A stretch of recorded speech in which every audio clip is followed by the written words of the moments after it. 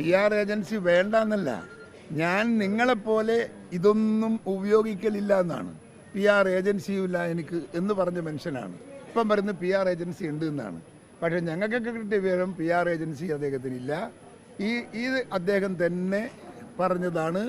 അതൊരു യാതൊരു തർക്കവും ഇല്ല. അത് മറ്റാരുടെയും തലയിൽ കെട്ടിവെക്കാൻ ശ്രമിക്കുന്നത് ഒന്ന് മനസ്സിൻ്റെ സംഘർഷം കൊണ്ടാണ്.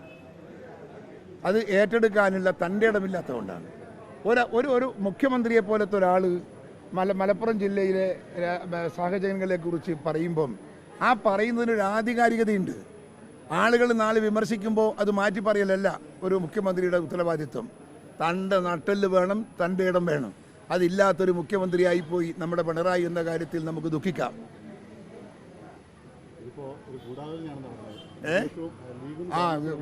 ഇപ്പം ഇത് നടത്തിയിട്ട് വേണം അദ്ദേഹത്തിനെതിരെ ആരോപണം കിട്ടാൻ. നിരന്തരം ഒരു സഞ്ചി കൊള്ളാവുന്ന ആരോപണങ്ങളുണ്ട് അദ്ദേഹത്തിനെതിരായിട്ട്. നമുക്ക് ഇത് വേണോ പറയാൻ? മലപ്പുറം ജില്ലയെ കുറിച്ചിട്ട് പറഞ്ഞത് മാത്രം വർഗീയമാക്കി എന്ന് പറയേണ്ടതില്ല. വേറെ എന്തൊക്കെ കിടക്കുന്നു? അദ്ദേഹം ഈ മുഖ്യമന്ത്രിയായിരുന്ന വന്നതിന് ശേഷം അദ്ദേഹം നടത്തിയ കറപ്ഷൻ, ആ കറപ്ഷൻ്റെ അകത്തുള്ള ഓരോ ഘടകം അതൊന്നും കേന്ദ്ര ഏജൻസി അന്വേഷിക്കാതെ ഇദ്ദേഹത്തെ സ്വതന്ത്രമായി വിട്ടത് അതിലൊരു അവിഹിത ബന്ധത്തിൻ്റെ ഭാഗമല്ലേ? അദ്ദേഹത്തിൻ്റെ സെക്രട്ടറി എന്താണ് അദ്ദേഹത്തിൻ്റെ പേര്? ജയിലിൽ കിടന്നു. 112 ദിവസം 122 ദിവസം ജയിലിൽ കിടന്നു. ശിവശങ്കർ. എന്തിനാ ശിവശങ്കർ കിടന്നത്? അഴിമതി സ്വർണ്ണക്കടത്തിൻ്റെ കേസിൻ്റെ അകത്തുള്ള കേസ് കൊണ്ടാണ്. ആ സ്വർണ്ണക്കടത്തിൻ്റെ കേസ് ഇദ്ദേഹം അറിയാതെ അദ്ദേഹത്തിൻ്റെ സെക്രട്ടറി അദ്ദേഹത്തിൻ്റെ മുഖ്യമന്ത്രിയുടെ ഓഫീസ് ഉപയോഗിച്ചുകൊണ്ട് കള്ളക്കടത്ത് നടത്തുമോ? ഇതിൽ അദ്ദേഹം പ്രതിയാവേണ്ടതല്ലേ? അദ്ദേഹത്തെ പ്രതിയാക്കിയില്ലല്ലോ. നമുക്കറിയാം SNC ലാവ്ലിൻ കേസ് 44 തവണ മാറ്റിവെച്ചു.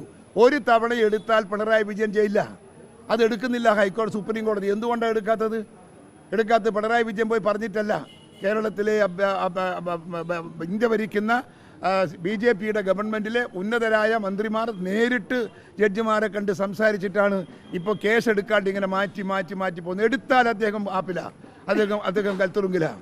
അത് അത്രമാത്രം ക്ലാരിറ്റി ഉള്ള എവിഡൻസ് ഉള്ള ഒരു സംഭവമാണ് ഈ ലാവ്ലിൻ കേസ്. അത് അങ്ങനെ ഒരു ഭാഗത്തുണ്ട്. മകളെ കുറിച്ചിട്ടുണ്ടായിരുന്ന മറ്റേ ഇതുണ്ടല്ലോ, എന്താന്ന് പറയാ, ഷെയർ മാസപ്പടിയുടെ കാര്യം അന്വേഷിക്കുന്നുണ്ടോ ആരെങ്കിലും? ഇല്ലല്ലോ. ഒരു തരത്തിലും ഞാൻ ചോദിക്കുന്നു, ആ സ്ഥാപനത്തിൻ്റെ അകത്തൊരു സർവീസ് ചെയ്യാതെ ആ സ്ത്രീക്ക് എന്തിൻ്റെ പേരിലാണ് മാസാമാസം ഈ പൈസ കൊടുത്തത്? ആരുടെ? കൈക്കൂലിയല്ലേ? അഴിമതിയല്ലേ? ഈ അഴിമതി അത്രയും നടത്തി നിരന്ന് നിൽക്കുന്ന എത്രയോ സംഭവങ്ങൾ ഉണ്ടായിട്ട് ആ സംഭവങ്ങളെല്ലാം നിൽക്കെ പിന്നെ അദ്ദേഹം ഓരോന്നോരോന്ന് ചാടി മറ്റുള്ളവരെ വിമർശിക്കാൻ നിൽക്കുക.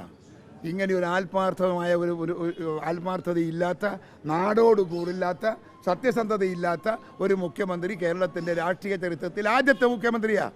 ഞങ്ങൾ CPMൻ്റെ മറ്റു മുഖ്യമന്ത്രിമാരുണ്ടായിട്ടില്ലേ? നമ്പൂതിരിപ്പാട് ഉണ്ടായിട്ടുണ്ട്, അച്യുതാനന്ദൻ ഉണ്ടായിട്ടുണ്ട്, നമ്മുടെ നായനാരുണ്ടായിട്ടുണ്ട്. നമ്മൾ അവരെക്കുറിച്ചൊന്നും ഇങ്ങനെ പറഞ്ഞിട്ടില്ലല്ലോ. എന്തുകൊണ്ടാണ് പറയാത്തത്? അവരൊന്നും ഇത് ചെയ്തിട്ടില്ല, അവർക്കിതിന് അർഹതയില്ല, ഇവരെ പേരിൽ കെട്ടിവെക്കാൻ പറ്റൂല. അതുകൊണ്ടല്ലേ. അപ്പോൾ ഇവിടെ പിണറായി വിജയൻ എന്ന് പറയുന്ന ഭീകരജീവിയെ കണ്ട് ഭയപ്പെട്ടിട്ട് ചെയ്യുന്നൊന്നുമല്ല. അദ്ദേഹത്തിൻ്റെ തോന്നിയവാസം, അദ്ദേഹത്തിൻ്റെ തോന്നിയതുപോലുള്ള പ്രവർത്തനം, അദ്ദേഹത്തിൻ്റെ അഴിമതി, അദ്ദേഹത്തിൻ്റെ ലക്ഷ്യം കോടാനുകോടികൾ ഉണ്ടാക്കുക. എങ്ങനെ ഒരു പണത്തിന് ആർത്തിയുള്ള ഒരു പണ്ടത്തെ ഇതുവരെ നമ്മൾ കണ്ടിട്ടില്ല.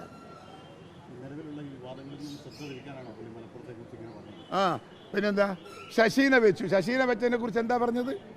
അദ്ദേഹം ഏറ്റവും മികച്ച പ്രവർത്തനം കാഴ്ചവെക്കുന്നു എന്നാ പറഞ്ഞത്. ആരാ ശശി? കണ്ണൂരിലെ ജനങ്ങൾക്ക് ശശീനെ അറിയില്ലേ?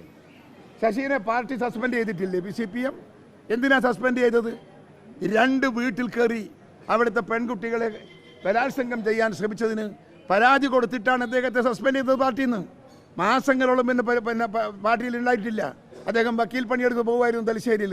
അദ്ദേഹത്തെ പിടിച്ചിട്ട് ഇപ്പോൾ ആക്കിയത് അൻവർ പറഞ്ഞത് ആ ആഫീസിൽ വരുന്ന സ്ത്രീകളോട് അശ്ലീലം സംസാരിക്കുന്നു, ഫോൺ നമ്പർ വാങ്ങുന്നു, രാത്രി ഫോണിൽ വിളിക്കുന്നു, പലരും പരാതി പറയുന്നു എന്ന് പറയുന്നത് ഞാനിപ്പോൾ കാണാണ്ടും അറിയാണ്ടും ഞാൻ പറയുന്നു.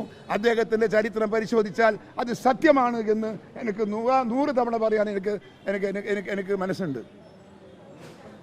അതുകൊണ്ട് ഈ മുഖ്യമന്ത്രിയുടെ കീഴിൽ ഈ കേരളം പോവില്ല.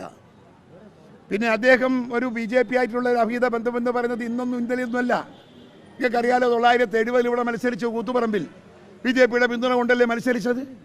77 മത്സരിച്ചപ്പോഴും BJP-ന്റെ പിന്തുണ വാങ്ങിയ ആളല്ലേ. അന്ന് മുതൽ BJP ആയിട്ട് അപഹിത ബന്ധമുണ്ട് ഇയാൾ. ഇദ്ദേഹത്തിന് കരാറുണ്ട്. അതുകൊണ്ട് അദ്ദേഹം BJP-യുടെ തണലിൽ ജീവിക്കുന്ന ഒരു കാട്ടുകുരങ്ങാണ്.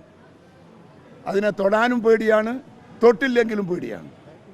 ആ അവസ്ഥയിലാണ് ഇപ്പോൾ കേരളത്തിലെ രാഷ്ട്രീയ മണ്ഡലം നിൽക്കുന്നത്. ഇടതുപക്ഷം എന്ന് പറയുന്ന ഒരു രാഷ്ട്രീയ പ്രസ്ഥാനം തകർന്ന് തരിപ്പണമാവുകയാണ്. നിങ്ങൾക്കറിയാം കഴിഞ്ഞ തെരഞ്ഞെടുപ്പിൻ്റെ ഫലം. എൻ്റെ അസംബ്ലി നോക്കിയാൽ മതി. ഈ അസംബ്ലിയിൽ എനിക്ക് കിട്ടിയ വോട്ടായിരുന്നാ 1.5 ലക്ഷം വോട്ട് എനിക്ക് കിട്ടി. എവിടെ നിന്ന് കിട്ടിയ വോട്ട്? നിങ്ങൾ പരിശോധിക്കൂ ബൂത്തുകൾ. CPM-ൻ്റെ എത്ര വോട്ട് കിട്ടി നിങ്ങൾ പരിശോധിച്ചോ? എനിക്ക് CPM-ൽ നിന്ന് കിട്ടിയ വോട്ടാണ്. ഞാൻ കാറിൽ യാത്ര ചെയ്യുമ്പോൾ ചില ചെറുപ്പക്കാർ കുട്ടികൾ എന്നെ വിളിക്കും, സ്വരട്ട ഞാനാണ് അനീഷാണ്, ഞാൻ കുന്നത്ത് ചന്ദ്രാട്ടൻ്റെ വീട്ടിൻ്റെ അപ്പുറത്താണ്, ഞങ്ങളെല്ലാം CPM-ആ, എൻ്റെ വീട്ടിൽ 7 വോട്ടുണ്ട് സ്വരട്ട, 7 വോട്ട് നിങ്ങൾക്ക് ചെയ്തിട്ടാണ് ഞങ്ങൾ വരുന്നത്. അങ്ങനെ എന്നോട് പറഞ്ഞ എത്ര ചെറുപ്പക്കാരുണ്ട്. ഞാൻ പറഞ്ഞു വരുന്നത് ഈ CPM-ൻ്റെ അകത്തുള്ള ഒഴുക്ക് തടുത്തു നിർത്താൻ സാധിക്കാത്ത വിധം ശക്തമാണ് എന്ന യാഥാർത്ഥ്യം പിണറായി വിജയനും CPM-ൻ്റെ നേതാക്കന്മാരും ഓർമ്മിക്കുന്നത് നല്ലത്. തെറ്റ് തിരുത്താൻ അവർക്ക് സാധിക്കുന്നില്ല എങ്കിൽ ജനം തെറ്റ് തിരുത്തിക്കും. അത്രയേ എനിക്ക് പറയാനുള്ളൂ.